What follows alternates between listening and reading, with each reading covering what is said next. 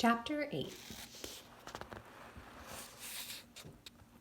Sabrina gasped. "You want us to help you break out of prison?" Jack nodded his head. "Quite right." "How are we supposed to do that?" Sabrina asked. "Easy. You go in through the front door and distract the guard. Then the little one here will hit him in the gob with a club or something and snatch his keys." "I'm 7 years old. I can't hit someone with a club, and not in the gob, whatever that is," Daphne cried. "Sure you can. Deputy Crane isn't going to put up a fight. He's daft in the head and jumpy as a flea, but if he does, all you have to do is hit him in the shins. He'll fall over like a sack of potatoes," Jack replied. "She's not hitting anyone with a club," Sabrina said. "Well, if saving your granny and her pal isn't that important to you, I can just stay in the nick." Sabrina looked into Jack's hopeful face. How could this odd little man actually be the key to Granny and Mr. Canis' survival? It just didn't seem possible. But on the other hand, the note Granny had left told them that the mirror would have all the answers they needed. After 2 days of disbelieving everything the old woman had told her, Sabrina didn't feel like being proved wrong again, especially when so much was writing on the outcome. "So, girls, what's it going to be? If I could do it myself, I would have already, but the Bobby took my lock-picking kit when he put the cuffs on me. Smart on his part, too. There isn't a door Jack can't open." "Well, we'll get you out of here, but we're going to do it my way," Sabrina declared. "No one is going to get hurt. Deal?" Jack frowned, but thrust his hand out the window. He shook Sabrina's and smiled. "So, boss, what's the plan?" "First, I'm going to need your shirt." When Sabrina opened the front door to the police station, her heart was pounding faster than ever. They were taking a huge chance, especially with Sheriff Hampstead and his deputies searching for them. By now, Crane had to know the girls were on the loose. 2 kids dressed in bright orange monkey sweatshirts flying around on a magic carpet with a 200-pound Great Dane weren't going to be too hard to spot. On the upside, what they were about to do was the sneakiest thing the girls had ever tried. It was nice to be challenged every once in a while.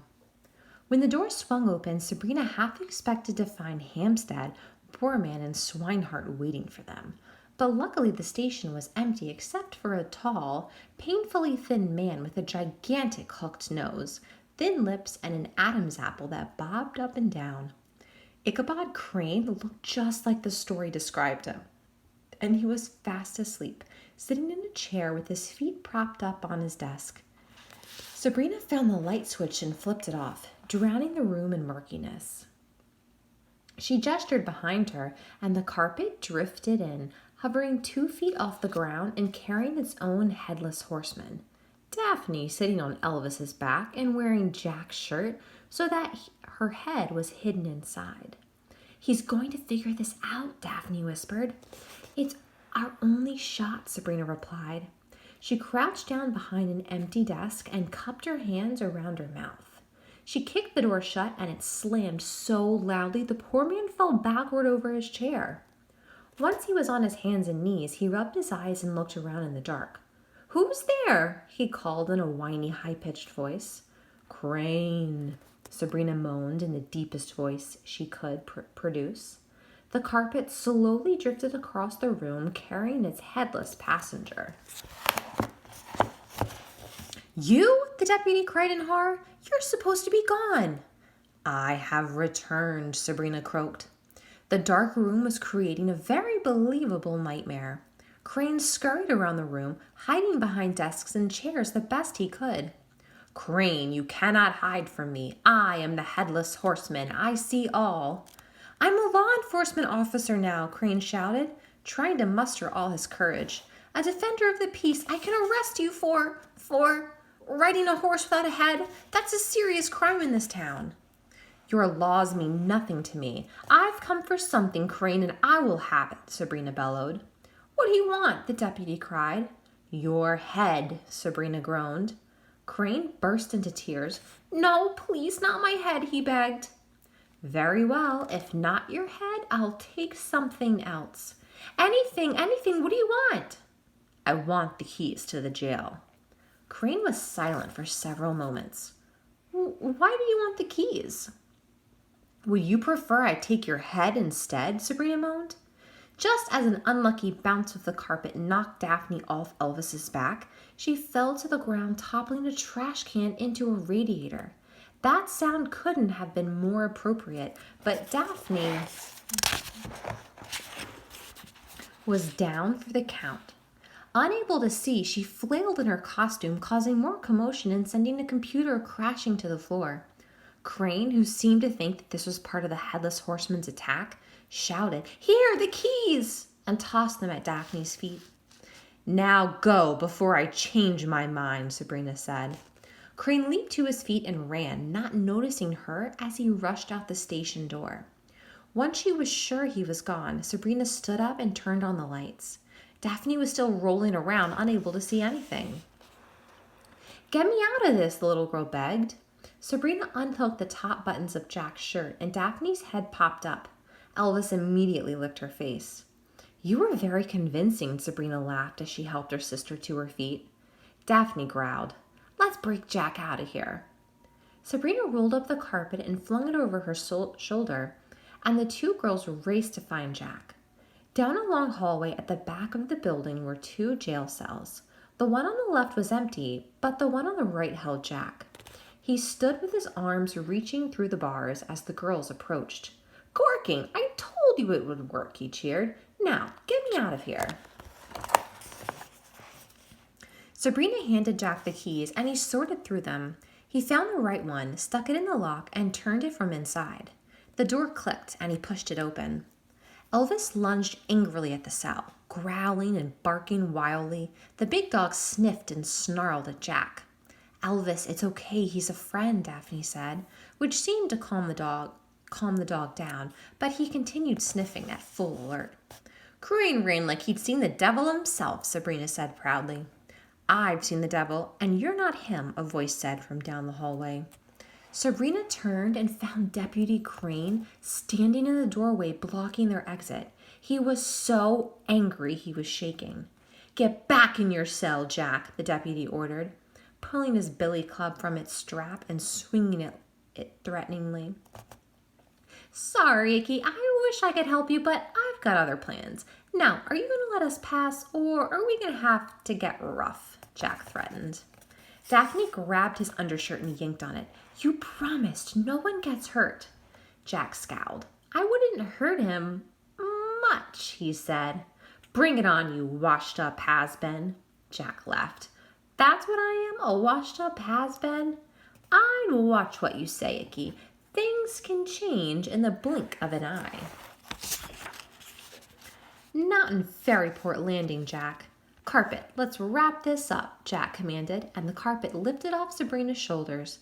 It darted down the hallway and, like an anaconda, wrapped Crane inside it. He fumbled and fought, but couldn't break free.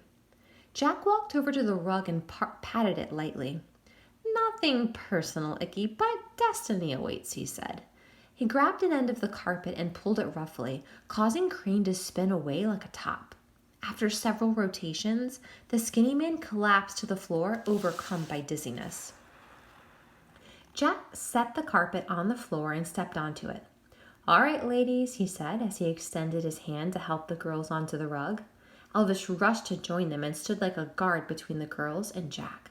"Carpet up," Sabrina said, and it rose a few feet and then sank slowly back down like a balloon with a hole in it. "Why aren't we going up?" Daphne cried. "We must be too heavy," Jack groaned. "Can we lose the hound?" Elvis answered him with a threatening snarl. "Very well, carpet, take us to the Grimm house." Though it was weighed down, the carpet didn't lack any of its speed. It zipped along 3 feet off the air, down the hallway, through the main room, and out the front door of the police station.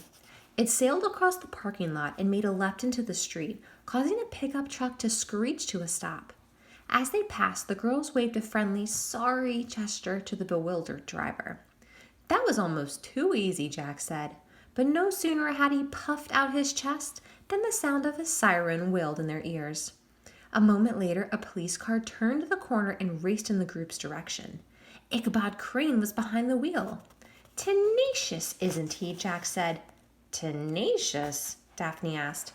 It means persistent, Sabrina said. And what does persistent mean? Daphne asked. It means he's not going to give up. And I wouldn't have it any other way, Jack assured them. Carpet, faster. Is this the best idea? Sabrina shouted, holding on to an end of the carpet as they raced between cars and ran through a red light.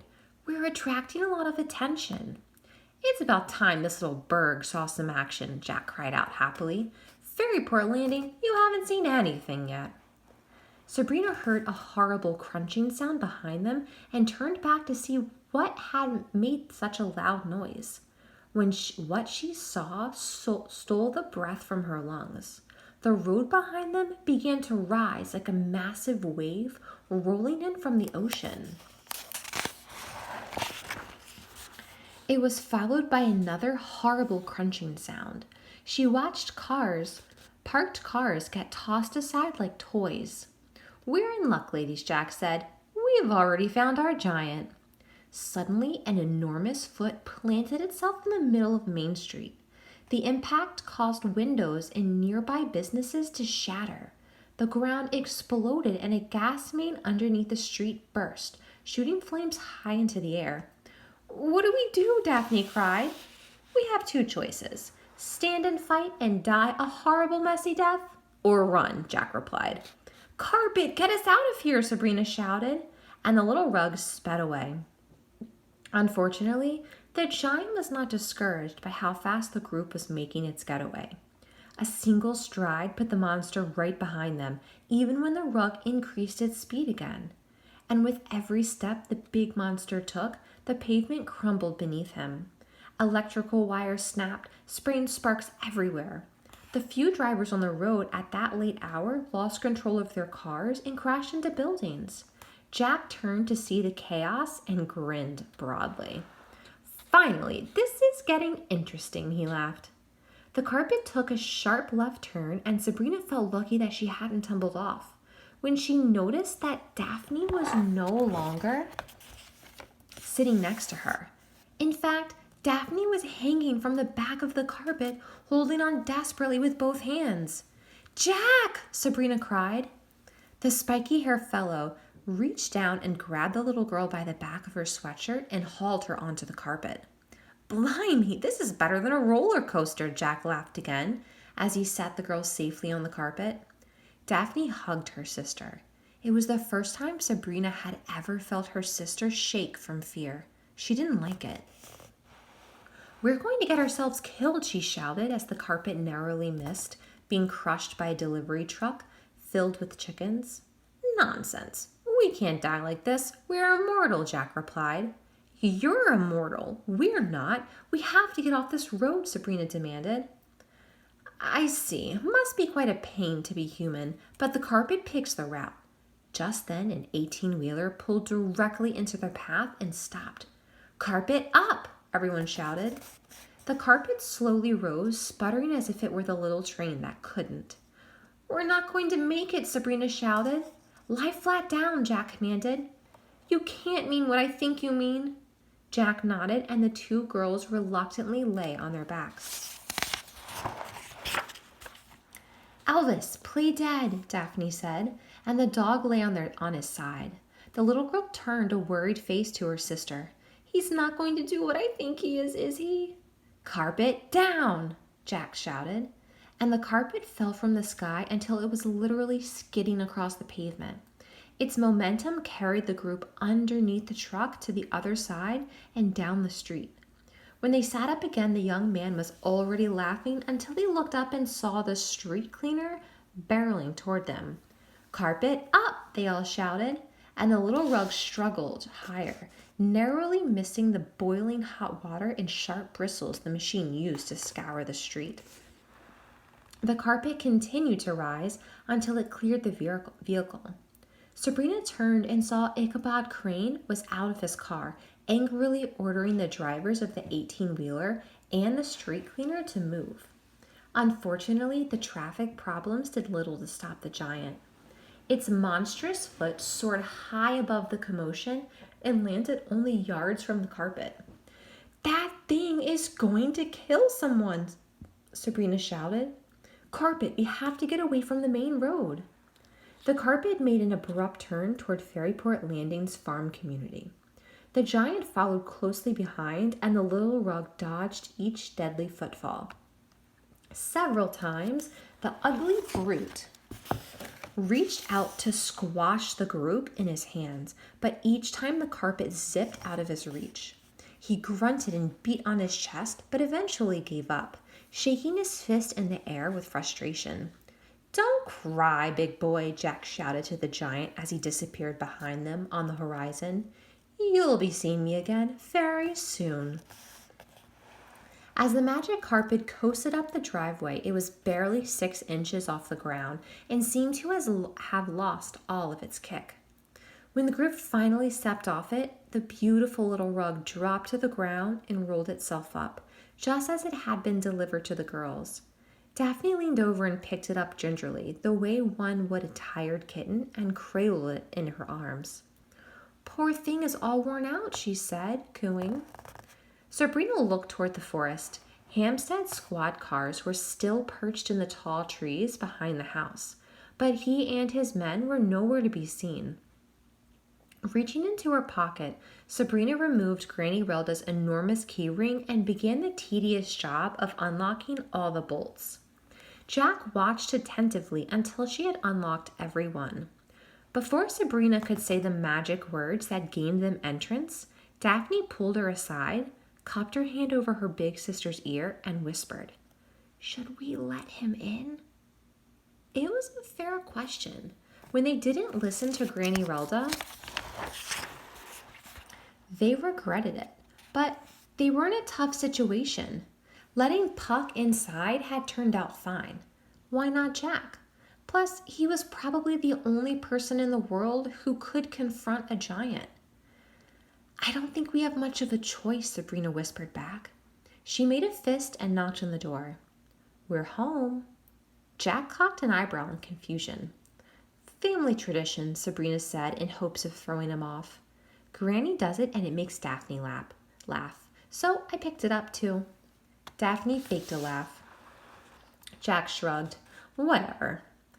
"What's he doing here?" Puck said as he floated down from the sky. Jack turned around and eyed the flying boy, whose huge wings flapped hard to allow him to hover over them. "He's offered to help," Daphne explained, but this time her diplomacy fell on deaf ears. "Help us do what? Try on some big pants?" Puck sneered. "You weren't supposed to bring him back." "Listen, you little brat, I'm the only hope you've got," Jack replied. "The 2 girls and a garden gnome aren't going to stop a giant." "Who are you calling a garden gnome, you insolent peasant?" Puck said, pulling his flute from his sweatshirt. "Boys," Sabrina and Daphne cried in unison, "that's enough." Puck and Jack backed off. The girls looked at each other. Apparently, there was a bit of Granny in them both. "What happened to Hampstead and his deputies?" Sabrina asked. "Charming came by and picked them up," Puck said, staring a hole into Jack. "I sat up on the roof and watched him scream at them for half an hour. It was hilarious." "Good, we don't need them getting in the way," Sabrina said, turning and opening the front door. Elvis rushed past her and into the kitchen, returning a moment later with Granny Relda's handbag. He dropped it at the girls' feet and began to snarl in it. The girls ignored him. Daphne headed into the living room, set the carpet tenderly on the floor, and plopped down, exhausted, into a chair. She pulled a book out from underneath the cushion she was sitting on and tossed it aside.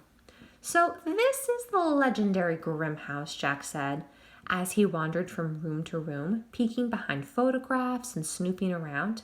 "Oh, I wish I had my camera with me. No one will believe I was actually here."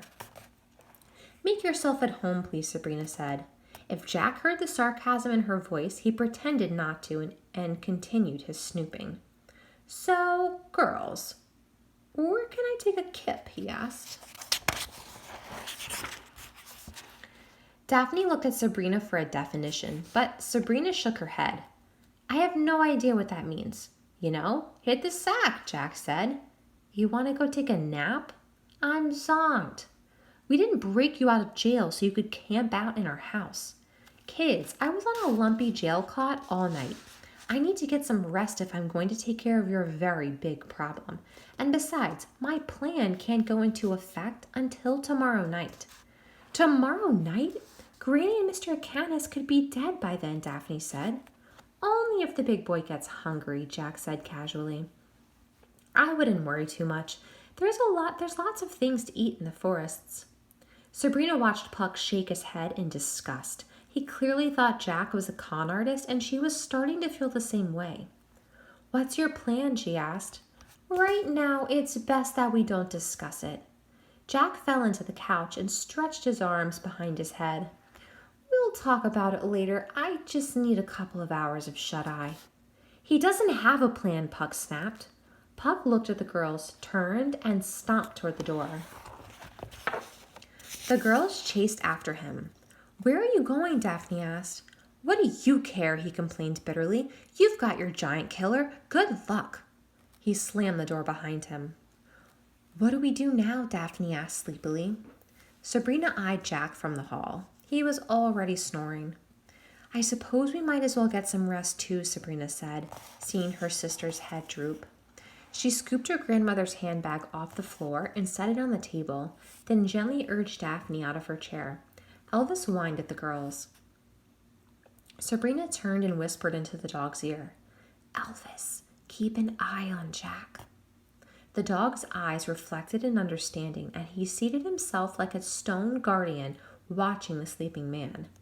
The two girls went up to their bedroom. It had been a long day. Sabrina didn't remember falling asleep, but when she woke up, she was still in her clothes and it was already 9 o'clock in the morning. She crawled out of bed, leaving her snoring sister alone, and walked down the hallway.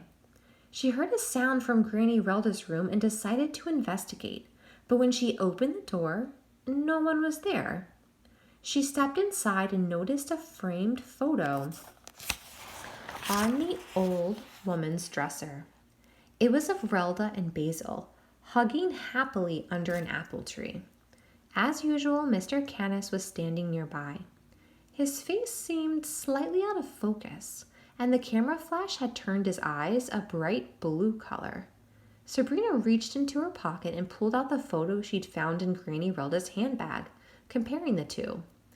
Comparing the two, she found the same odd effect in Mr. Canis's eyes. Sabrina was surprised she hadn't noticed it before. What are you doing in there? Puck's voice startled Sabrina, and she dropped both the framed and unframed photos to the ground. Luckily, the glass didn't break. Sabrina looked around the room searching for the boy, but she didn't see him. Up here, ugly, said Puck. Sabrina looked up and nearly screamed. A housefly the size of Elvis was sitting upside down on the ceiling above her, but its enormous size wasn't nearly as disturbing as its human head, which had shaggy blonde hair, a gold crown, and a mischievous grin. Apparently, Puck had a whole bag of upsetting tricks. What are you doing in here? Sabrina demanded. It's the only quiet room in the house, Puck replied. Besides, I know you and Jack have your big plans. We don't want to get in the way. Could you come down here? Puck suddenly morphed back into his human form and fell clumsily to the bed below.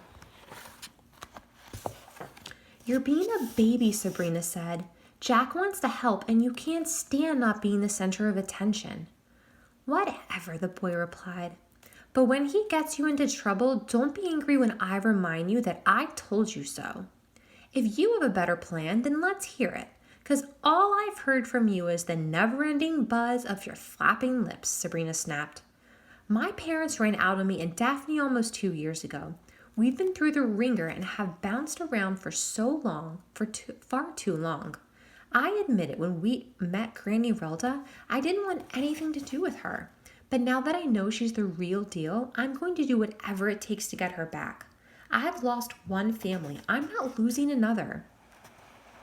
Don't look at me, Puck said. I made no promises to the old lady. She knew I was trouble when we met. Sabrina was taken aback by his insensitivity. So you couldn't care less what happens to her? I've learned one thing in this life. Look out for yourself. Everyone else will just end up disappointing you. So you won't help? You've already got one giant killer, Puck said.